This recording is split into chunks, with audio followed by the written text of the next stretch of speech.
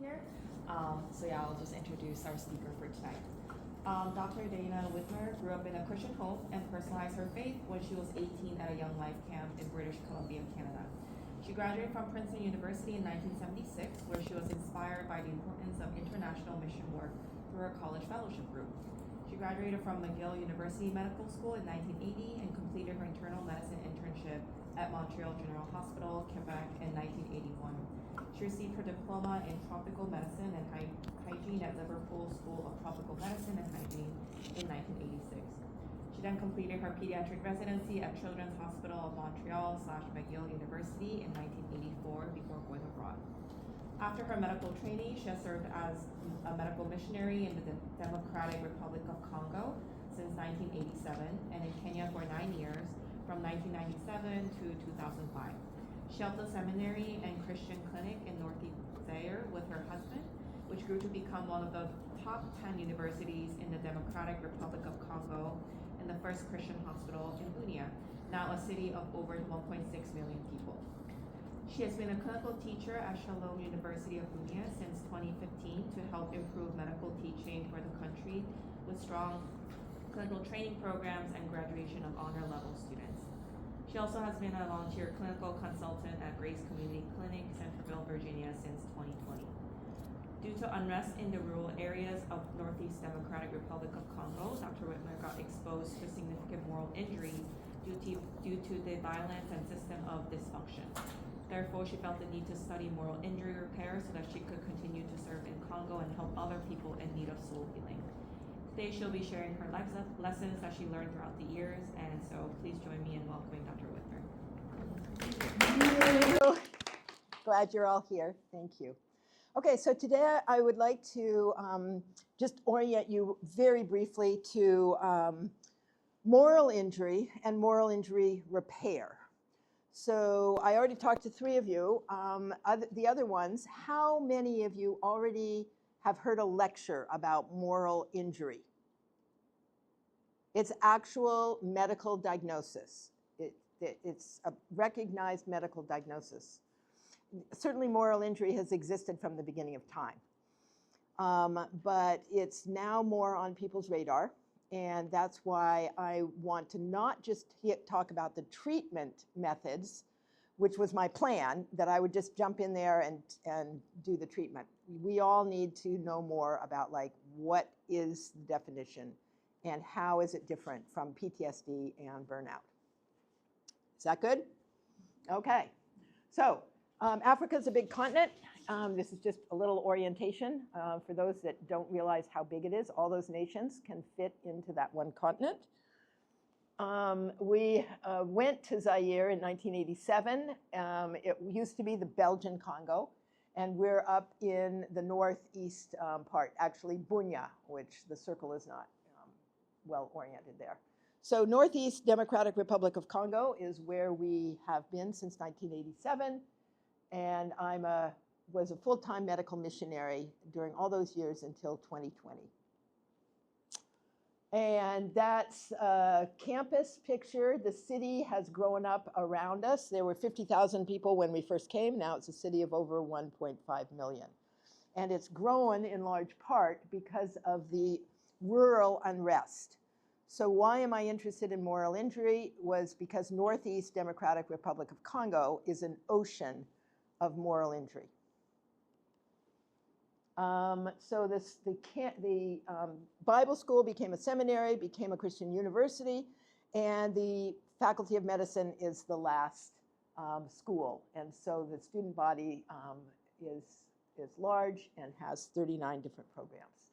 That is part of the medical school that I'm still a clinical teacher for. So I go 3 months out of the year, and I do the cohort for the pediatric rotation in the teaching hospital. And we have our doctoral students in the teaching hospital from the first year doctoral studies so that they can be compassionate and competent physicians with really excellent clinical skills as well as the theory. So it's really fun to be with these students. And Internally displaced people are all over the place. This is just one of the camps that is in our medical zone that our teaching hospital is responsible for. So kids are there and they get malnourished. You can see that's a malnourished child. I take the medical students, there are 3 medical students there, surveying, doing the anthropological measurements for malnutrition. And we need to be training more Congolese physicians because this is a prevalence of physicians per ratio of 100,000 people. And you can see Africa there is this tiny little Africa is shrunk because it has so few physicians. Okay? So that's part of the reason I'm still there. So on to moral injury. Moral injury is not new, but it's in the classical literature, Homer, Iliad. Okay, so Achilles just said, I'm not going to go into battle one day. And his friend said, no, this battle is important. I will disguise myself as Achilles. He goes into the battle. He gets killed. And so Achilles now has not just the grief of the loss of a friend, but the breaking of his moral code, because he was really the one that should have gone into the battle, right? So Achilles, got moral injury for breaking his moral code, as well as the emotional distress of losing his friend. So some people referred to war trauma as battle fatigue, and it was very vague back in the day, right? Your great-grandparents, whatever, World War I, World War II people, they would come off the field, they wouldn't want to talk about it, right? They would hunker down and not know how to relate to processing what had happened to them. So that's battle fatigue, it's very vague. In the 1980s, University of Nebraska, Andrew Jameton said that distress is not just related to the military. And so he had a wonderful quote that I think sums up a bit like, what is moral injury? When one knows the right thing to do, but constraints make it nearly impossible to pursue the right course of action. Okay, so you have a code of what's right, wrong, you value it, and then there get to be these constraints. And we'll talk more about that going forward here. But that's where the rubber really meets the road with the healthcare system and clobbering current health professionals with moral injury. So then in 1990, Jonathan Shea actually phrased the term moral injury. So remember, it's not just battle fatigue now. It's getting a more precise name. And there is, for your future reference, remember this name, Jonathan Shea, because there is a Jonathan Shea Moral Injury Center in Alexandria, Virginia, and they have courses and experts that can help people process through moral injury, okay? So that's a resource for us all. So in the 2000s, then Brett Litz came along, and he was having patients, vets that were not responding to the normal counseling protocols, and he realized that they had this sort of subset difference, that it was not like their life had actually been threatened. And so he realized that there was this moral aspect to their injury, and that he therefore concluded that it needed a distinct therapy, okay? So he was fine-tuning what the actual symptoms were, what the etiologies were. In 2009 is when he really raised the red flag and said, moral injury needs distinct therapy. Well, that was a long time ago. In 2022, military vets were committing suicide at the rate of 22 a day because they were in the traditional counseling stream, and they actually had moral injury, which required a distinct therapy, and they weren't getting it. So they decided, life's too tough, we're out of here. And the military only changed and started to send out moral injury surveys to their vets in 2023. So you're all at excellent medical schools, and may you do good medical care, because when something gets discovered and is out there in 2009 and not activated, you see, you now have system dysfunction. You have something that causes injury, but then you have the obstacles blocking the changes. So that's why I'm here. I'm here to empower you so that you can know what's out there. You can know how to roll with the punches, how to help other people heal, how you can heal your own soul when it gets hit, and to not have this big delay thing. Is that good? Questions, reaction? Okay. So the survey started in 2013 with what's called a moral injury events scale, and that measures exposure to events that can cause moral injury. Okay, so now we're getting into the literature, and this is public literature, okay?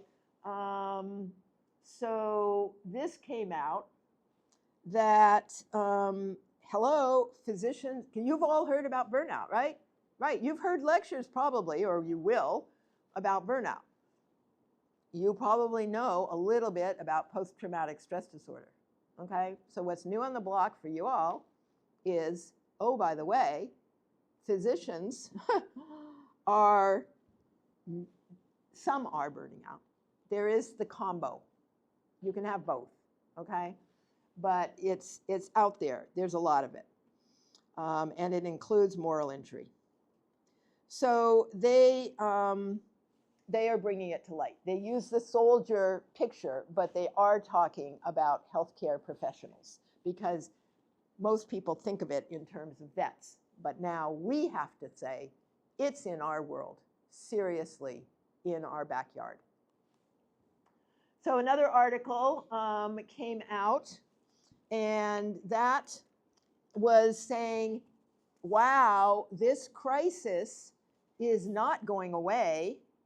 This crisis is actually allowing and encouraging people to commit suicide. So this is at the physicians. So it was a psychiatrist and 2 emergency department colleagues published this paper in October of 2020. So remember, that's just early on into the COVID stuff, and physicians were not just dying of COVID, they were starting to commit suicide. So, okay, so let's go on. No official definition of moral injury. There are, a couple of years ago, there were like 17 definitions floating out that people were debating about. That complicates having it coded correctly. Its medical code now is as a subcategory of PTSD. But as you listen more to the lecture, you will understand it is wrongly placed under PTSD. It is not a subcategory. It is its own category. Once it gets its proper definition, it'll make it easier, next coding, to have its own name. Okay, so back again to Jonathan Shea. I think we covered that. He did it. And then the symptoms, the core symptoms. So it's betrayal of what is morally correct. I usually just say it's a transgression of your moral code by yourself or others.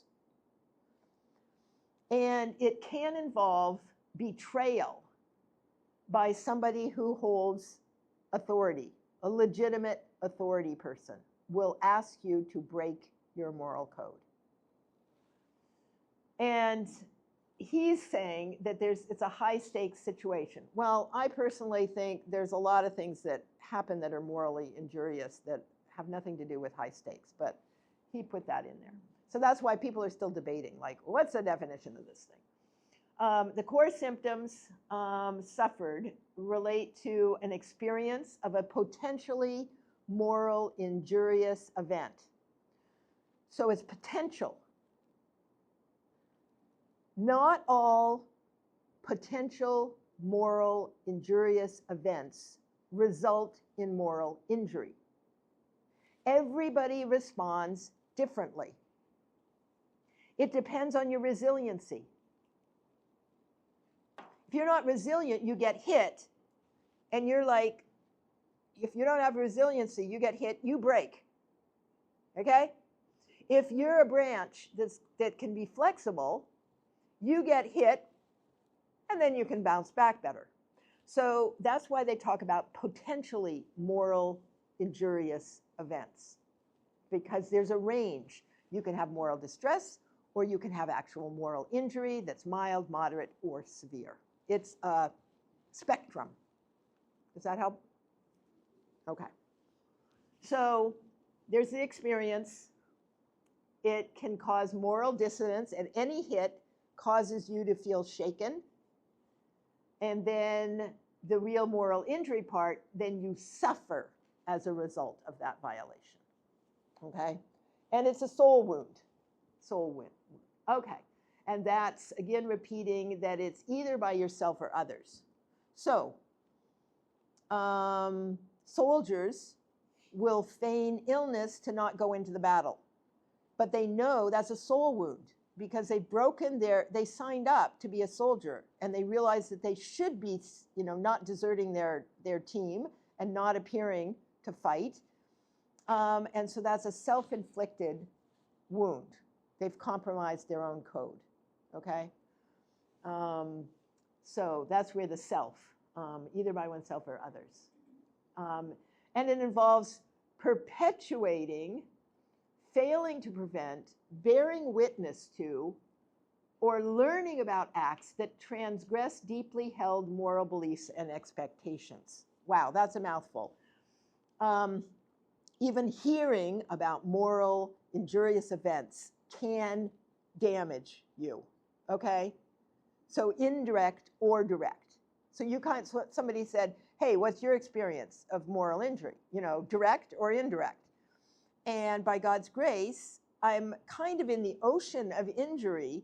The straw that broke my back was when a family was contacted by their neighbors, go out and harvest your peanuts because rainy season's coming. If you don't go out and harvest them, they'll rot. And we'll go with you so we can harvest quickly and get back to the safety of the city. And their garden was just right at the edge of the city. And all 7 of them were beheaded. And when I heard that, that rattled me. That rattled me because it was like that level of wickedness is so close to me. So that's when I decided, okay, I got to start learning how to handle moral injury. So it can be hearing, bearing witness to, or learning about acts. It's out there. Okay, so three elements: experience. You get this moral dissonance. Your moral frame is shaken, and there is suffering symptoms. Okay. Yeah. So, what is it for healthcare? Okay. So in healthcare, we have to have a balanced life. We talked about that before. Well, before the other ones were gathering. We say, how do we handle having this kind of balanced life? Well, we have the desire to be the best physicians, but we have to balance it with limited resources. So limited resources with our own health. We have to care about sleeping and eating and the playing and the exercise. So we have to balance life with our own health issues, well-being of our family. We have responsibilities, moral values about our families. We have to be accountable to our bosses and the insurer people. we ultimately have to be accountable to God too. So we have all these pieces that we have to juggle. So how do we figure out if we have moral injury?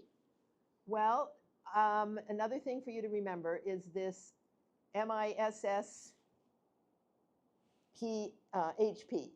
Moral Injury Symptom Scale for healthcare professionals. So that you can, if you start to feel like, wow, maybe I've been morally injured, let's take a quiz, let's see where I rate, okay? So that's a resource that only came in 2020. Wow. Remember, in the 80s, 90s, we're talking about moral injury already. So people have been hurt. And this is what it's assessing: betrayal, guilt, shame, moral concerns, religious struggle, loss of faith. Your purpose and meaning in life get shaken. You have trouble forgiving because the hurt is deep and personal. A loss of trust because there's this betrayal component. So you get the loss of trust. And then if you were involved, you get self-condemnation, either because you're part of a system that causes injury, and that's part of the problem with the healthcare, is that you're in this inhumane healthcare system that's limiting resources and telling people, no, you can't do this and that, when you know the best care is that this and that should be done. So these are the things. It is a reliable and valid measure of moral injury for healthcare workers, and it's useful for screening and for monitoring treatment. So it's a good thing. That's a good scale, good resource. Okay, so speeding along, let's just talk briefly about burnout and moral injury, because there's so many symptoms that coexist, similar symptoms, that it makes it hard. Is this burnout or is this moral injury? Okay, so moral injury, well, first of all, burnout it's emotional, yes. It's physical, mental exhaustion caused by excessive prolonged stress. Increased mental distance from the job, negativism, cynicism, reduced productivity. So a lot of those can be similar to what are the results of moral injury as well. Big difference though, they're not the same, okay? Moral injury can lead to burnout because the person feels, oh, if I only work harder, then I can give that better quality care, even if resources are limited. So people with a high moral value to give the best care will have that risk more because they care.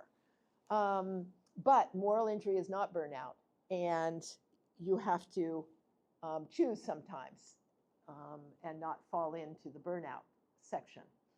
So the prevalence, let's just talk about the prevalence.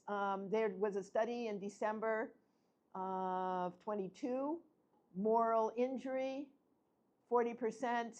It was a small survey, but burnout was pretty variable from the different groups that they were looking at. 35 to 60%. Depression and anxiety were in there too. The point of this slide is moral injury is a huge component of healthcare worker problems. Yeah, do you have a question? By any chance, is there also a telltale sign of which position or which field or specialty? Yeah, they've surveyed that. I have it in Pauline's lecture. She has more of that. Yeah, yeah. So if you sign up and say, hey, I want to know more about specialties, I can email you. Okay, so that slide just says, it's out there. It's out there in big numbers. Back to the vets. So the veterans with the PTSD, a good percentage of them had the moral injury. There was a significant suicide risk and more of a suicide risk if people had trouble forgiving their offenders.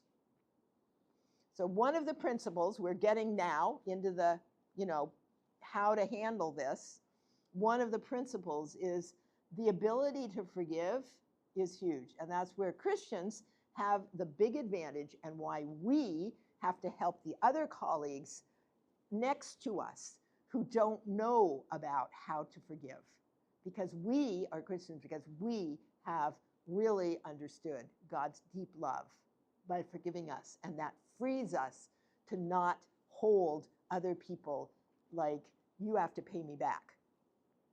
Okay, right? So it was, they realized that if there is the added component of PTSD with moral injury, if you don't forgive, then that is an increased risk for suicide. Okay, so in healthcare workers, what are they experiencing? Like that, this is similar to the burnout, right? You know, low sense of well-being, low self-compassion. They're depressed. They have guilt. They shame.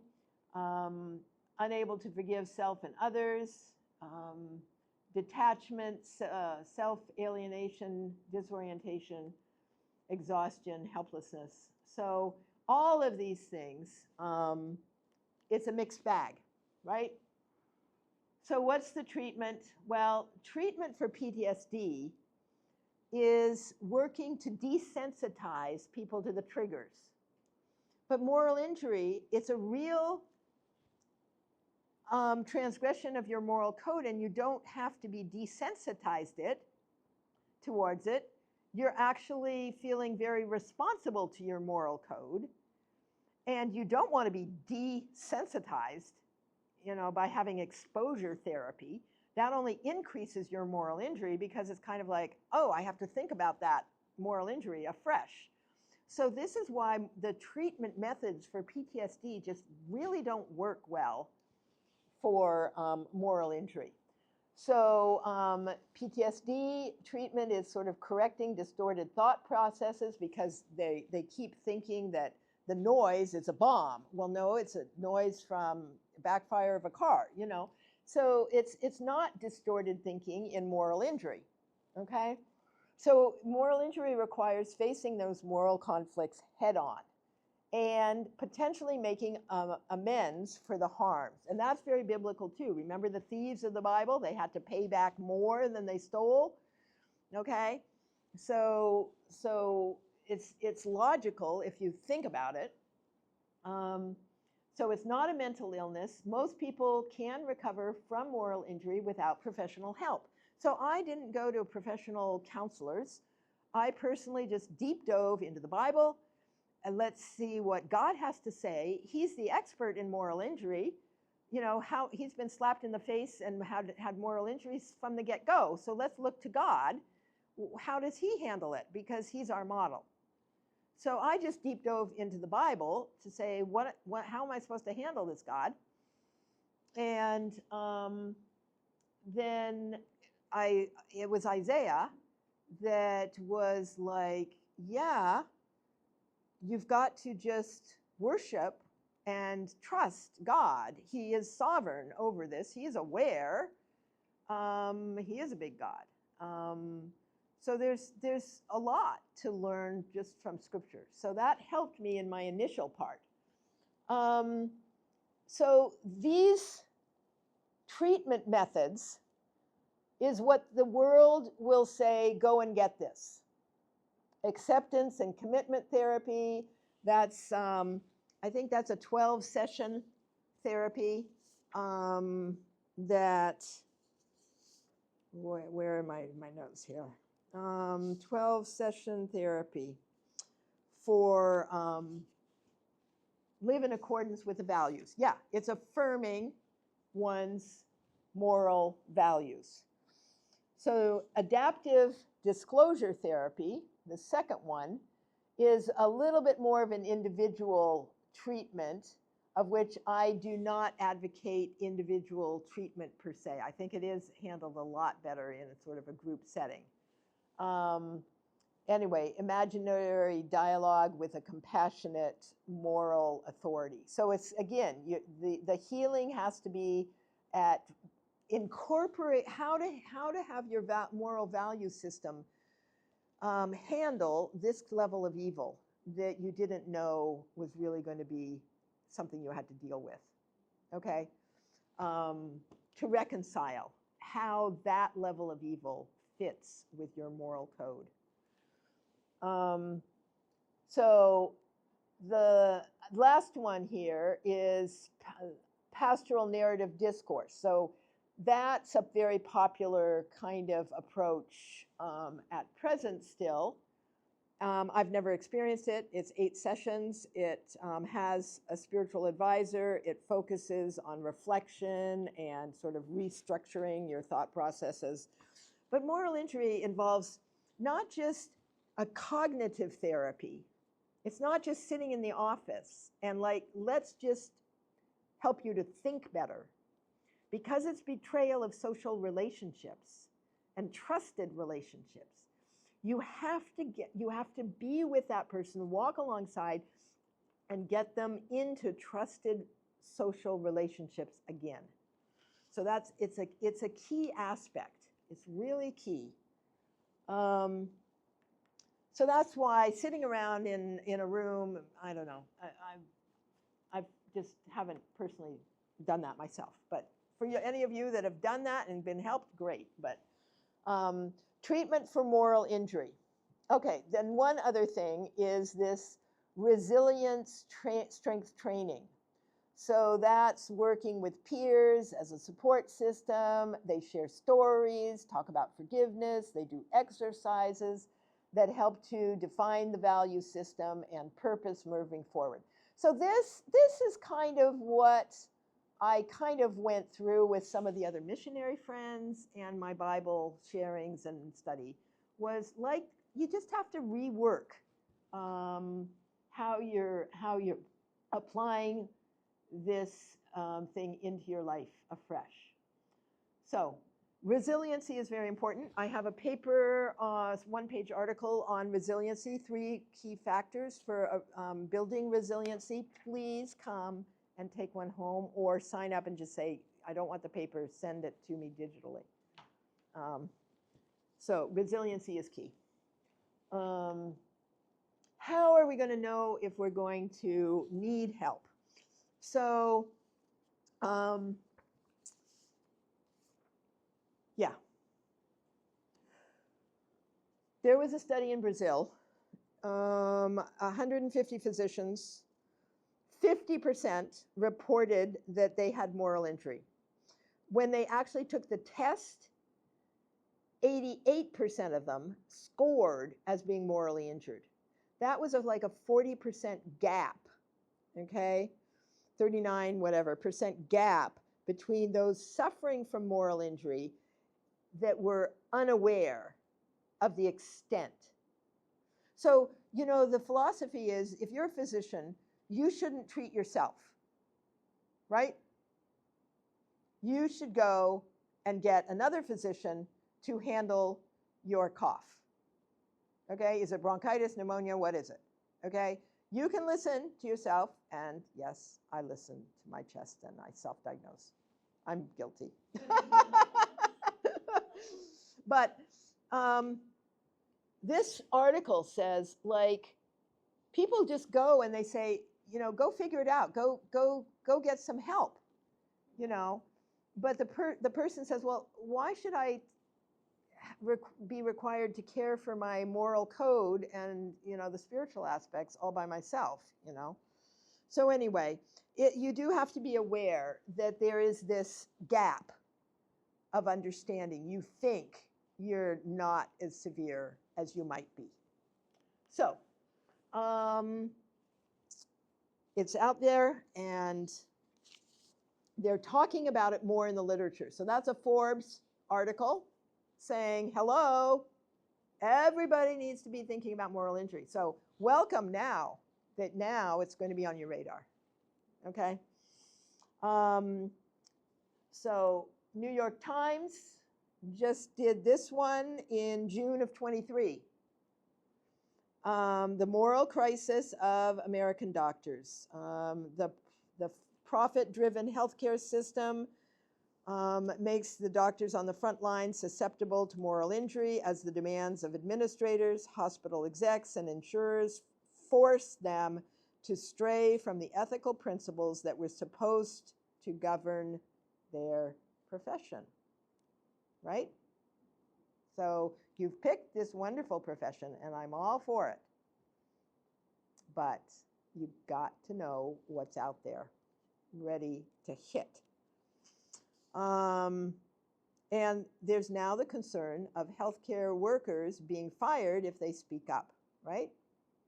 So it's out there. So we now need to, go and be advocates, that we have to be helping to avoid doctors have their own diagnosis, moral distress from an inhumane health system. See, people are talking about it. Now it's out there, okay? So now, just a review again. PTSD is a trauma response to a life-threatening event usually, and it results in fear. So how do you distinguish PTSD from moral injury? Look at the primary emotions that result. PTSD is the primary emotion that it produces is fear. The primary emotions for moral injury are guilt and shame. So that's a simple thing to just hang your hat on, okay?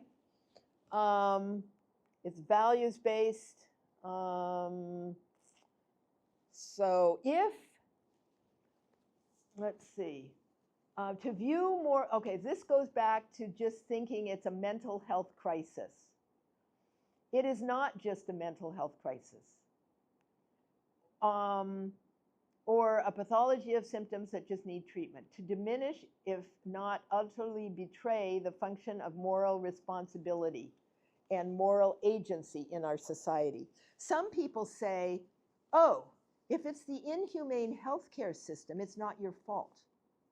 Don't feel bad. That is not helpful, because the person feels morally betrayed. And if you negate and diminish the moral responsibility, that injures them even more. Does that make sense? Does that help? Because isn't it so much easier to just somebody's hurting and it's because the insurance doesn't want to cover something? Oh, it's not your fault. Move on. But you have to acknowledge that their moral code has been bashed. Does that help? So, yeah, so that's what I'm saying. There are, in moral injury, you have biological, spiritual, behavioral, and social aspects. So you can't just say you have to just change your mental thinking, okay? On PET scans, areas of the brain light up differently. Those people that have moral injury and those people that have PTSD. Okay, physiological differences. Spiritual differences. Behavioral differences, social aspects, okay? So I've just said that. Disequilibrium, I really haven't. Yes, in some aspects there's fear too, because you get so confused and you don't know what to do and you don't know what's going to come at you next. And it is a bit fearful to be having your moral code shaken, because then like your foundation is like, well, what am I to believe anymore? So there's a small fear component, very small, but it's there. Okay, so what are the consequences? The consequences, this disequilibrium is pretty important, because it really demotivates people to get up in the morning. It demotivates you to want to be the best doctor. It demotivates you in all kinds of areas. And it brings doubts. Maybe God isn't good. What can I trust anymore? So the consequences are this social isolation, damaging emotions, and lack of purpose and spiritual doubts. It's a paralysis. So I had one mother come to me after a Sunday school. I did a 10-minute presentation, and she said, my daughter just got fired from work because she was raising the red flags of like, something's not right here, and she got laid off. And she can't get herself pulled together to go and look for a new job. And so I said, well, it's because she's got moral injury. And nobody's helped her to know, what do you do with that, right? You don't just go and apply to a new job because you have busted trust in authorities. And you're not motivated anymore because you're destabilized. So this woman came up and said, thank you for telling me, because right diagnosis means right treatment. You get the wrong diagnosis and you get led down the path that's not going to be effective. Can I ask, what was the daughter's employment? Don't know. But it's out in the business world as well. Anybody who wants to raise a red flag these days, you know? Yeah. Okay. So the other treatment approach that I didn't mention so far is cognitive behavioral therapy. That focuses on really sort of correcting clients' distorted thought patterns. So this is why the military use of cognitive behavioral therapy as dealing with their vets didn't work, because again, it wasn't addressing fixing their moral code. So people with moral injury have genuine ethical distress. It's not a distorted thought process, okay? It's damaged, it's shaken.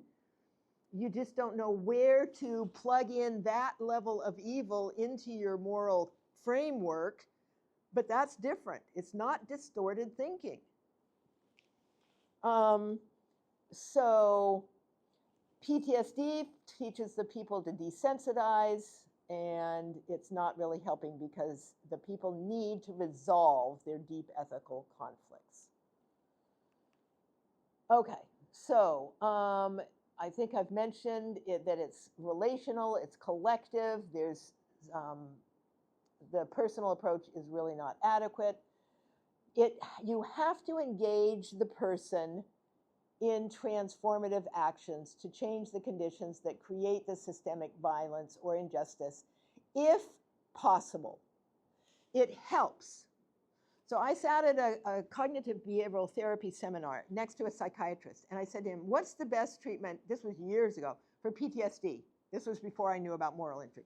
And he said, get the person doing small acts of kindness towards somebody else as soon as possible. It changes the brain chemicals. It's better than medication. Get the person who's been injured to start being other people focused, doing small acts of kindness. And if it's the only thing they can do is walk to their neighbor, and instead of having the newspaper in the driveway, they carry the newspaper up closer to the front door. Whatever it is, some small act of kindness. Remember that, please. Sometimes just small things can have huge benefits.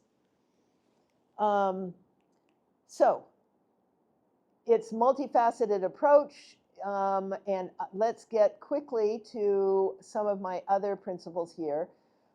Worldview is huge. Okay, so there's the wheels turning. You do have to reconcile your life experiences with your moral framework, okay? And you have to repair it. This was the most transformative lecture I ever attended after my specialty training. This slide. It's the importance of worldview. People talk about behaviors. Oh, you know, don't smoke. Don't smoke, you know, all this behavior stuff. Why? Because it's not, you know, good for your health. And yeah, we believe that, you know, healthy bodies are important. But ultimately, all of these things self-correct, if you deal with the abscess at the worldview. And the conversation of Jesus with the woman at the well is the example. She had gender issues. She had tribal issues. What are you doing talking to me? I'm a Samaritan woman, you're a Jewish man, why are you talking to me? Where was that comment? He said, give me some water, okay? That's physical out here. Give me some water. She goes up to here. The belief that the tribal issues separate people. Did he join her even at this level? Oh, let's talk about gender. In the beginning, God created man and woman. They're, equal in personhood. Did he give a lecture on gender? No. He said, if you only knew who it is who's asking you of water, you would ask of him living water. What is that? Jesus starts, give me water, physical water. She jumps to here. He goes direct to here. If you knew who it is.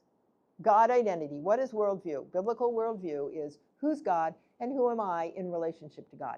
This is where you all need to strengthen yourselves. You get to know God better and better, and you get to know who you are designed by God so that you can know and fulfill your callings. Okay? That is where it's at. And this was the lecture that I heard that explained, because after she understood Jesus was the Messiah, then did she have tribal issues? Did she have religious difference? Oh, you guys, you worship over in Jerusalem and we worship here on this mountain. Oh, are you better than our ancestor Jacob? Did she have any ancestor issue? Religious difference issues? No. Oh, you're the Messiah. She runs and transforms her village. Is that not cool? That happened in 20 minutes. Did she get soul healing fast? Yes, she got soul healing very well. And how did she do it? This is what I want you to remember. Please remember this. When you're trying to influence your patients to make good decisions, if you start dialoguing with them, sorry, I keep pushing the wrong button here. If you start saying, okay, do this good behavior because it's like good for your health, but you don't go and build the identity of their perspectives more, then, okay, so why do you greet people? You get up in the morning and say, hi, why do you do that? Okay, you have a behavior, you greet people. Why? Because you have a belief and value, you should be nice to your neighbors. Why should you be nice to your neighbors? Well, it's helpful in community. Community is important. Well, why? Because God lives in community. God cares about relationship building. Does that help? So keep building the worldview, why you do what you do. And that gives you resiliency and helps your identity. So this is Jesus's way of healing that woman. And so she became transformative for her village. Oops, now I can't move forward. Sorry, how do I get out of that?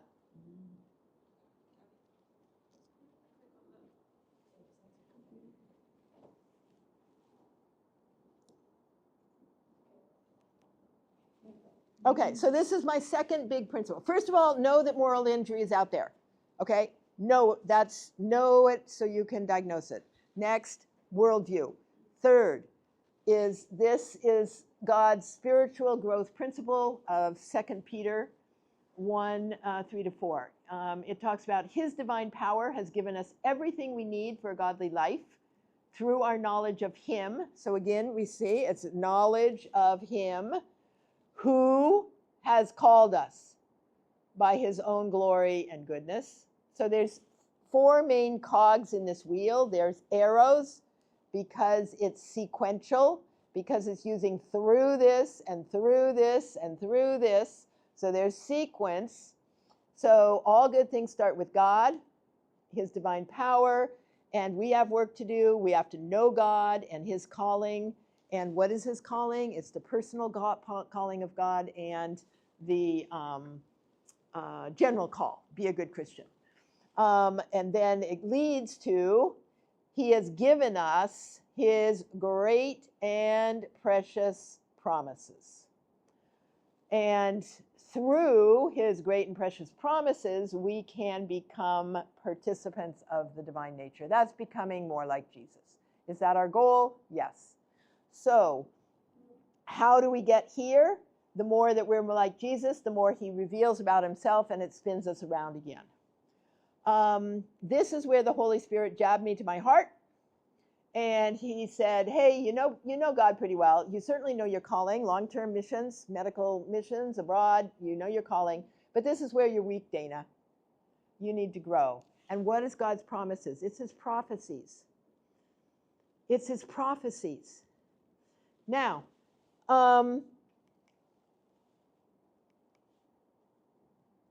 this involves a process. We are not just thinking something, we are actually remaking and who we are. It's our becoming who we are. So there's a process involved. Now, the worst moral injury of the world was the crucifixion. We've just gone through the celebration. Do you ever reflect on how did Jesus get through the worst moral injury event of the world? What can we learn by looking at how Jesus got through it? Okay, so he's on the cross. Certainly there was things before the cross too, but let's just focus on the cross. He is actually not just quoting scripture and prophecy. My God, why have you forsaken me? It is finished. I am thirsty. He's living the truth of the prophecies because it's for the joy set before him. He endured the cross, despising the shame, because remember, shame, moral injury, okay, despising the shame, and he's now set on high at the throne. Okay, so I was looking at that and saying, yeah, scripture, the prophecy is really, really important. So I who teach this, let's not go quite there. Okay, so moral injury. A brief story. I come off of the Congo trip in 2024, freshly wounded because of the system dysfunction, because of all the violence, okay? So even though I know sort of how to heal from it, I get wounded every time I go, okay? So my husband had signed up for a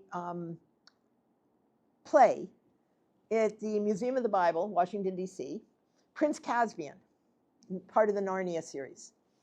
And I had never read it, but I'm sitting there reading the play brochure, and it's like evil people have taken over Narnia 1,000 years after The Lion, Witch, and the Wardrobe, and Prince Caspian, rightful heir, is being blocked from taking his place as ruler. And I sit there and say, that's my world. Let's hear what God has to say through C.S. Lewis. So I sit there. And yes, evil people are rampaging around. Prince Caspian's being blocked. But there are these crazy talking animals, right? And who are the crazy talking animals? They're the faithful remnant. And so I'm looking and like saying, what are they doing to survive in this ocean of evil? And what are the talking animals doing? Aslan's coming back. Oh no, we killed him. Oh, but he rose again. Oh, there's no evidence he's alive. Oh, but Aslan said he was working for us even if we don't see him. And I sit there and I watch this. And I start to cry physically. And I experience this intense soul healing. Because I realize that I who teach about the role of prophecy in moral injury repair, because it's your compass, it gives you the path forward in the chaos. I start to weep because I can feel my soul just heal when I realize my eyes, where were my eyes? My eyes were on the evil and the evildoers, and I was spiraling emotionally down. All I had to do was do that. Lift my eyes up to the prophecy and faithfulness of God, and I could get soul healing afresh. Live in the truth of the prophecies. Is that not cool? Does that help? So know the prophecies, know God, know your Bible. That's what you're all about. We got to speed along because the time's running by. So forgiveness is a key aspect. God said, forgive as I have forgiven you. It's unconditional forgiveness. You must not hold a grudge and ask for repayment. You have to live in the grace of God. And So forgiveness is huge. Job. Job had moral injury in spades, and how did he handle it? He started to question God. Hey, God, what's going on here? And what did God do? Blasted him with 2 chapters of God identity, back to worldview. Okay? Then Job says, oh, I blew it to question you, God. I am going to cover my mouth. I'm going to be silent. And he was there in the 3 consequences of sin, full of shame, guilt, and fear for questioning God. Now, Job had a lot of moral injury, didn't he? Did God come along and say, oh, Job, you've gone through so much? Is there any empathy in this God encounter with Job? No. After 2 chapters of God identity, and he says, okay, I blew it. I'm going to shut up. No thank you from God for partially understanding, like, hey, this is what I call partial repentance, is this part, this early part.